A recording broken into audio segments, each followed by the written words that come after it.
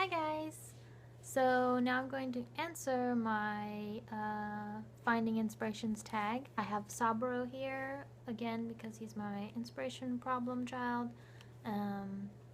But I put him in this sweater and I like it very much. I think it's much more Saburo. So anyway, first question, when making a character or story, how do you begin the process? Pretty much I just think about things that I already like, and then I base characters off of the things that I like or stories.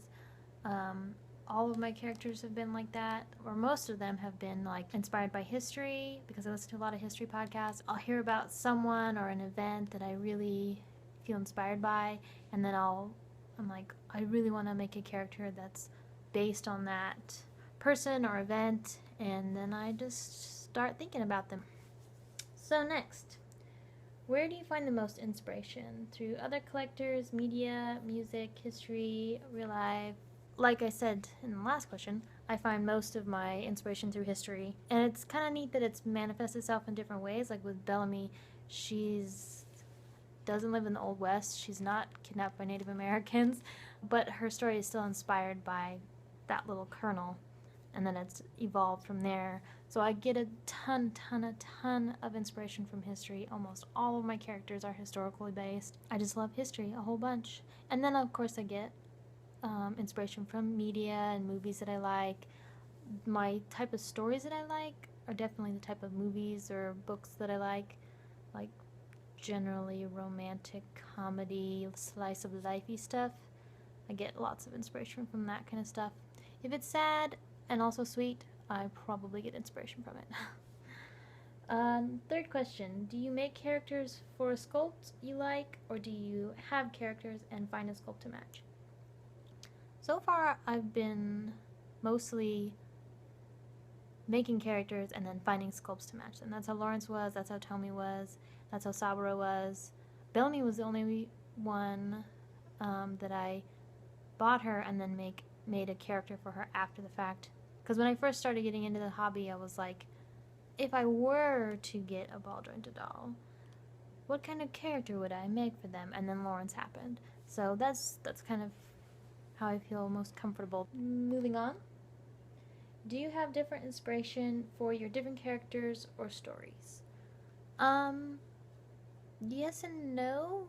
I mean, because all of my inspiration comes from history almost all of it. Of course, I get inspiration from all kinds of history, but for the most part, it's just history that inspires me to create stories. Tomi's really the only one. Tomi and Saburo are the only ones, and they're in the same story, so their story is really the only one that is not really, there was no historical thing that I heard that sparked their stories beginning. It just like that stuff. Next, number, what are we on? 1, 2, 3, 4, 5. Number 5. When creating a character, how do you visualize them? Through drawing, collages, or another way? I can't draw worth beans. I try, and I can't get what I think onto a piece of paper. My hand doesn't do what I want. So generally I just scour the internet for photos or drawings or pictures of things that are what is in my mind. And I do a lot of I'll have a little bit of this and then a little bit of this.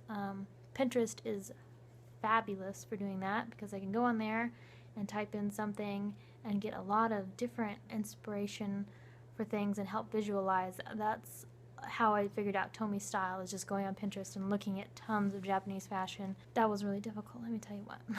Pinterest is probably my biggest way that I visualize all my characters. I have boards for each of them, and every time I find something and I'm like, oh, that's them, then I put it in their board, and then I go through it and look through it, and when I'm buying them stuff to try to get an idea for what I want. Where do you go to find inspiration? Like I said in the last question, Pinterest is a big outlet for me. I get a lot of inspiration on there. But then I also just listen to more podcasts about history. Like if I want to get inspired for Lawrence, sometimes I'll re-listen to older podcasts that I've already listened to just to kind of get back in that mindset. With Tomi, I watch anime to get inspired by her, for her. Last question. What do you do when you can't find inspiration? Cry? No, not really. I haven't cried over any of my character developingness. Actually, I asked for help from my husband and from my friend Crystal, because she's actually into my dolls and into my characters and stuff. So asking her for help is actually really, really helpful, because it's nice to get like a third party that's not my husband, like getting ideas, and she sends me pictures. She's been really helpful trying to figure out Sabro. She's been sending me a lot of good inspiration. Other than that, I just think about them a lot and ponder about them. That's kind of my method for figuring out problems in general, is just like thinking about it for like 6 months. I mean, that's how I developed Tomi. She was a really slow development, as opposed to Lawrence, who was like, whoosh, I figured him out pretty quick. And then sometimes I don't think about it. Like, if I'm having a hard time with a character, sometimes I need a break.